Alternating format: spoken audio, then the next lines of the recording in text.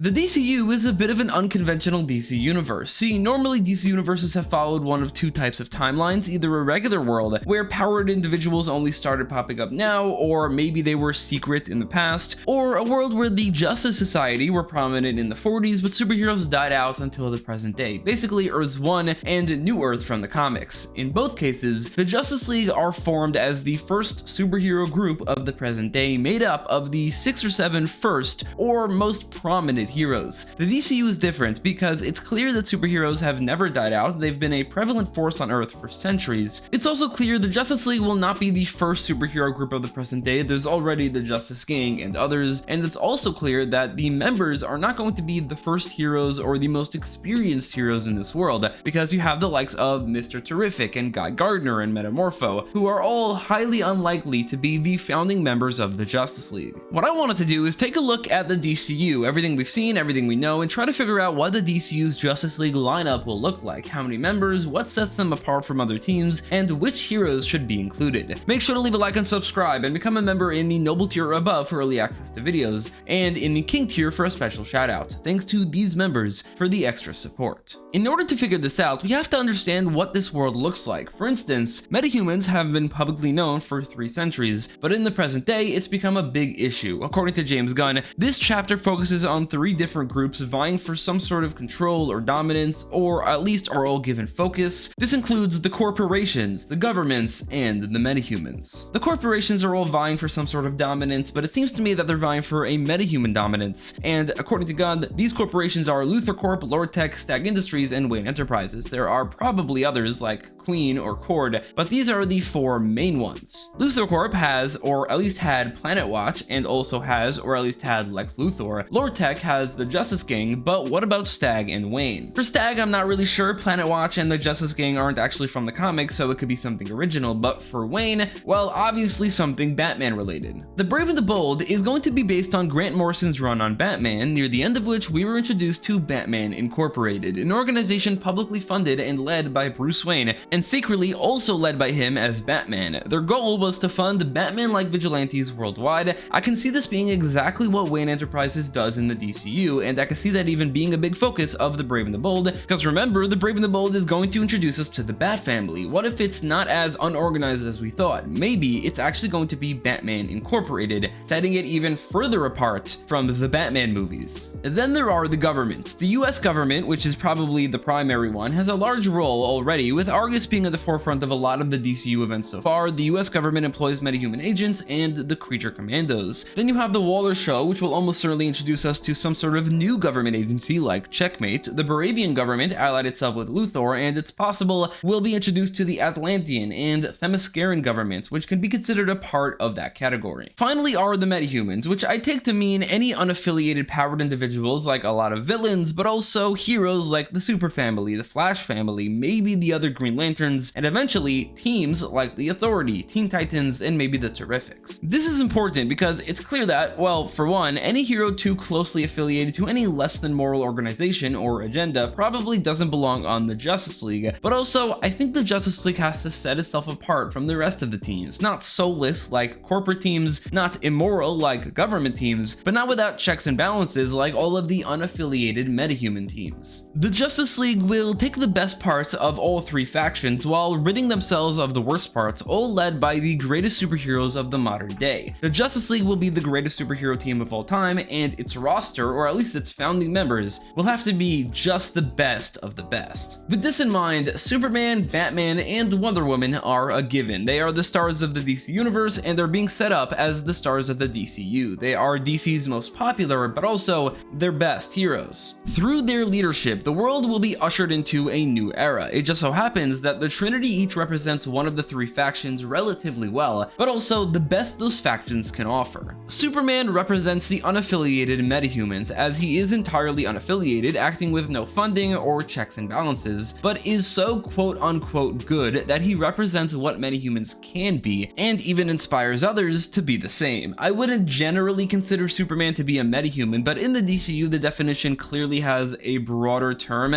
Anyone with powers or even abilities beyond that of a normal person is a metahuman, and Superman is straight up called a metahuman in the movie, so he counts. Batman represents corporations. He's a billionaire who owns Wayne Industries, which in and of itself is vying for some sort of dominance against 3 other corporations, James Gunn made a point to say that the corporations are amoral, but their leaders are not. Bruce Wayne is obviously the best of the bunch, a better person than Lex Luthor, Simon Stagg, and Maxwell Lord. He represents what corporations should be. Wonder Woman represents governments. She is or was the princess of Themyscira, meaning she is or was a part of the monarchy of the Amazons, a form of government. She's also often depicted as the Themysciran ambassador to America, while living in Washington, D.C., the country's capital. Wonder Woman fights for truth, justice, ideals, and equity without delving into immoral territory, which is what governments ideally should do. The Trinity perfectly exemplifies the best of the 3 factions that James Gunn has mentioned, while also being the 3 most popular DC heroes, founding members of the team in the comics, and generally, they're a given for the Justice League of the DCU. But where do we go from here? Well, obviously, I can't predict exactly what the chapter will look like or what it's leading up to. It's possible the Justice League will begin with a Justice League Unlimited type situation, and what sets them apart is that they are the entire superhero community coming together under the Trinity's leadership. I can definitely see this happening, but also if it does, the video kind of ends here. It's the Trinity and literally every other hero in the DC universe. Every hero will be a member,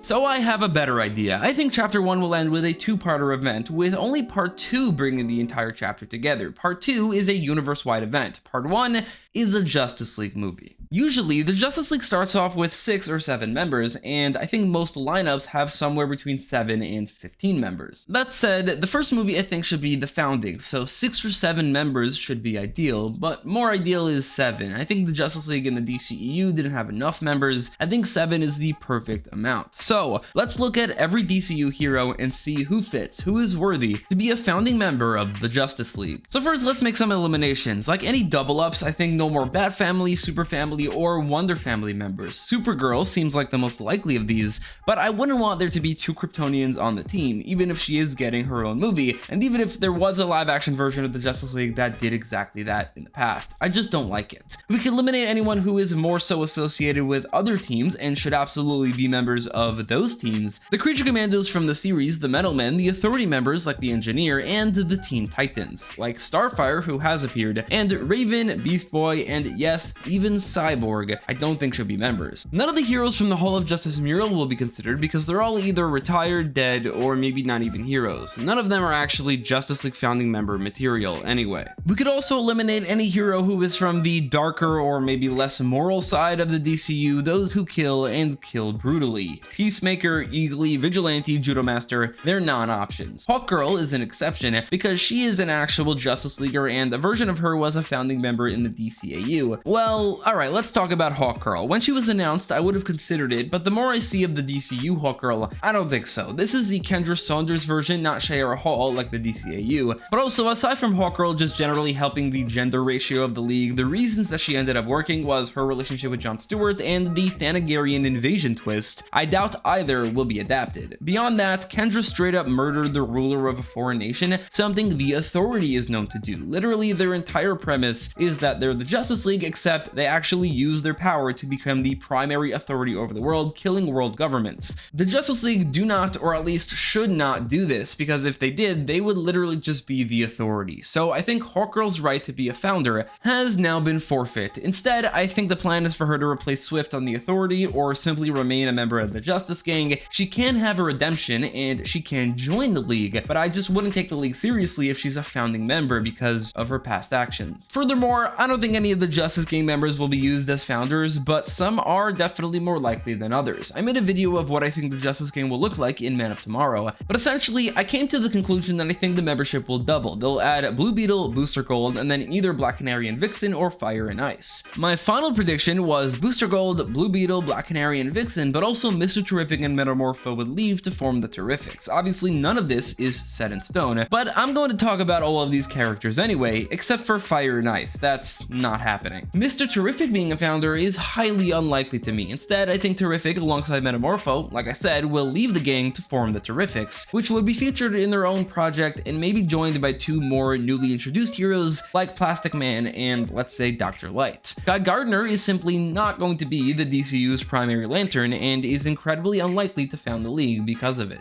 Booster Gold and Blue Beetle would be very unique choices that set the team very much apart from the classic Justice League lineup. Neither have ever founded the Justice Justice League before, but both don't feel that out of the ordinary for that role, especially as a duo, and yes, they are a package deal. What I'm saying is that I doubt it, but I really wouldn't mind if Blue Beetle and Booster Gold are founding members of the Justice League in the DCU, and the DCU Justice League has a very unique founding lineup. Blue Beetle would help represent corporations with his connection to Cord Industries, while Booster Gold, well, I'm not so sure. He doesn't really fit anything aside for maybe corporations, but in that case, he doesn't exactly represent the moral pinnacle of what corporations have to offer. Maybe Booster can represent the future while someone else represents the past. Maybe each member will have a different representation, but I'm not going to delve into that. I'm just going to say that I think Booster Gold and Blue Beetle can work if James Gunn is going for a wholly unique lineup that is very much exclusive to the DCU. I'm also thinking that maybe Fire and Ice will join the Justice Gang and that Vixen and Black Canary will not. Instead, they could be used elsewhere. Vixen has been a founding member of the Justice League before, specifically in the Tomorrowverse, but honestly, she didn't really fit there either, and especially with the role the League will have, Vixen I really don't think can be placed as one of the greatest heroes on Earth. She's simply not that. Black Canary has also been used as a founder before in the actual mainline comics. After Crisis on Infinite Earths, the DC Universe was given a big reboot that launched the Justice League International comics, but years later also launched Justice League Year One, which changed the Justice League's origin story to no longer include the Trinity, but did include Black Canary. This was later reversed, but Black Canary is absolutely a worthy candidate for founding the Justice League, especially if they want to, well, improve the ratio of men and women from 6-1 to 5-2. Frankly, I think they probably should. There being 2 women on the DCAU team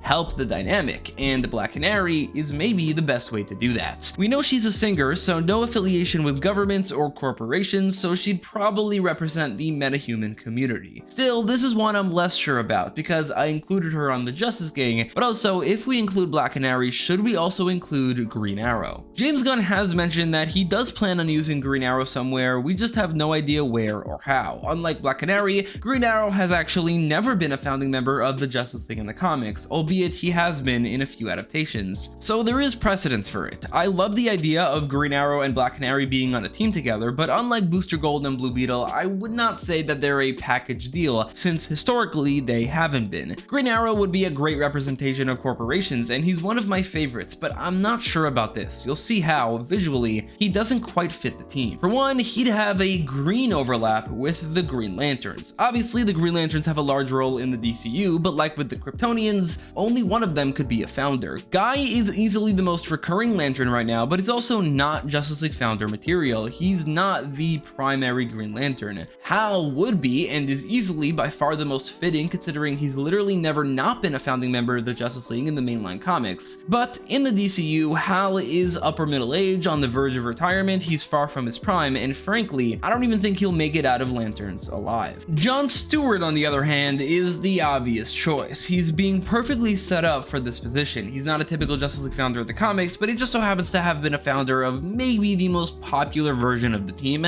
In Lanterns, John is literally replacing Hal as Hal retires, in a story that James Gunn described as being John Stewart's story, not Hal's. Aaron Pierre has been talked about far more than Kyle Chandler, and is now even rumored to return in Man of Tomorrow. John will be the primary Green Lantern of the DCU, and whoever is the primary Green Lantern should 100% be a founding member of the Justice League. As for what he represents, you can argue government because he was military and now is in a different military. It's also possible he represents a fourth faction like space. Regardless of what he represents, John Stewart is a shoo-in for Justice League founding membership. You would think that another shoo-in is the Flash, which is an interesting case since Flash is one of the most popular DC heroes, is almost always a founding member of the League, and fits in right under Superman as the perfect example of what the metahuman community can offer. However, I think another category the Leaguers should maybe fall under is franchise characters. You have to ask the question, should any of the founders be supporting characters or even debut in Justice League? Well, I'd say no if it wasn't for the Martian Manhunter, who I'll get back to, who I don't really see as a franchise character, but I do absolutely see as a Justice League founder. The Flash, even if he isn't a franchise character prior to Justice League, can definitely still be a member. The one who cameoed in Creature Commandos is apparently Wally West, but that's also a potential future, so that brings up the question, Barry or Wally? I've been on record saying that I would like for it to be Wally who is the main Flash of the DCU, but also I never said I want him to debut as the main main Flash. What I would like to see is a Flash project in which Wally goes from Kid Flash to the Flash. This means that if there isn't a DCU Flash project before Justice League, the Flash of the Justice League would be Barry Allen, which could be very interesting. What if Barry appears once or twice as a supporting hero before Justice League, then founds the League, but then dies in part 2, leading into a Flash project where Wally becomes the Flash.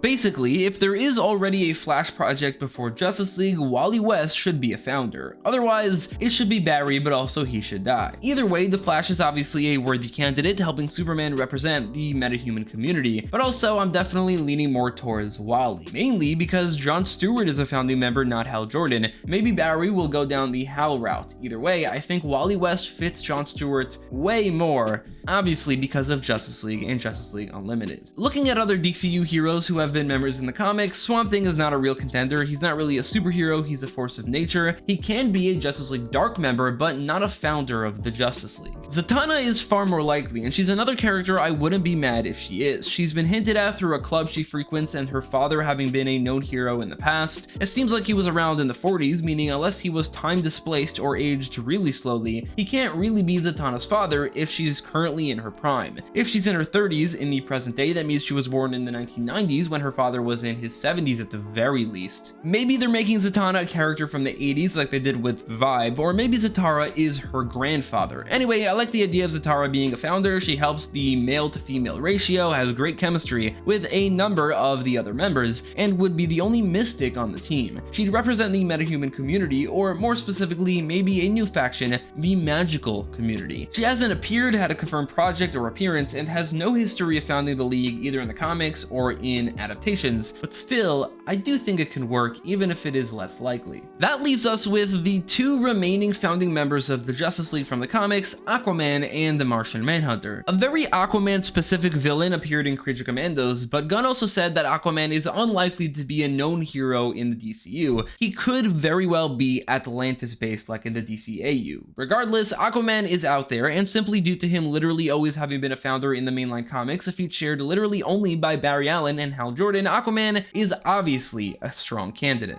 There aren't any Aquaman projects in development as far as we know, but Justice League is years away. It's entirely possible there will be, especially since, unlike The Flash for instance, Aquaman 2 didn't flop, it actually made a small profit. Aquaman is a proven successful franchise. The first movie made $1 billion.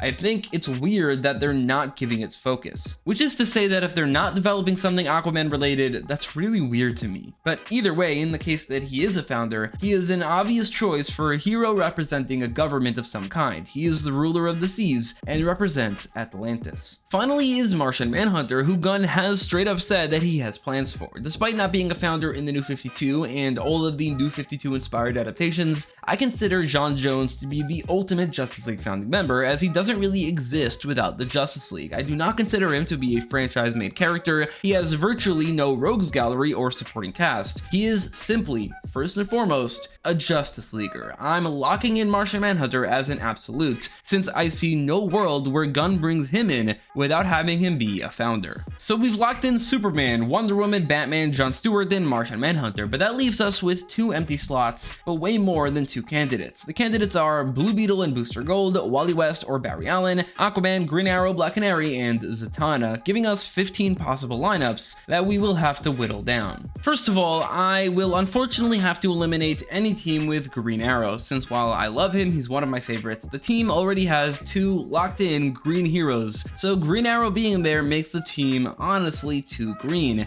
And yes, with a team of 7, the look of the team is important. Remember the DCU Justice League? What a boring looking team. I do not want something like that. There was no green there, but 3 heroes who are all green, 2 heroes having green in their names, a bit much. Then we can eliminate all the teams with Zatanna, because like I said, I think she's a lot less likely. Looking at the remaining teams, I don't think the Aquaman and Black Canary team fits for whatever reason. I don't know, it just doesn't seem like the dynamic would be great. So now we are left with 5 teams, but 2 are copies of each other, and I'm going to have to eliminate the Barry Allen teams because, like I said earlier, I think it's more likely that Barry Allen is going to be a Hal Jordan type character, and I think Wally West fits a lot better with John Stewart, who is locked in, leaving us with 3 teams. So we are left with 3 options, but then it kind of just depends on what Gunn is going for. If he wants a wholly original lineup that you can instantly call out as being the DCU lineup in the vein canon of the DCAU, then Blue Beetle and Booster Gold would certainly accomplish that.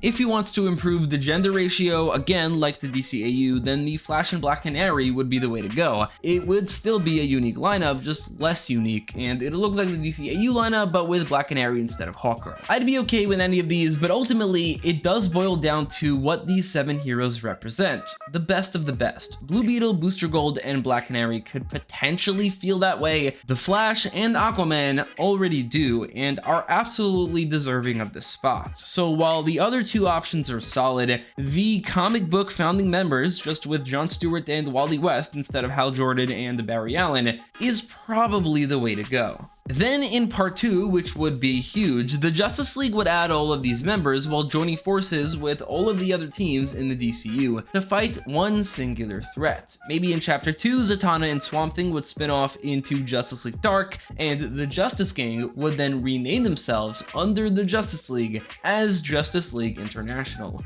Let me know what you think the Justice League should look like in the DCU in the comments down below, and thanks for watching.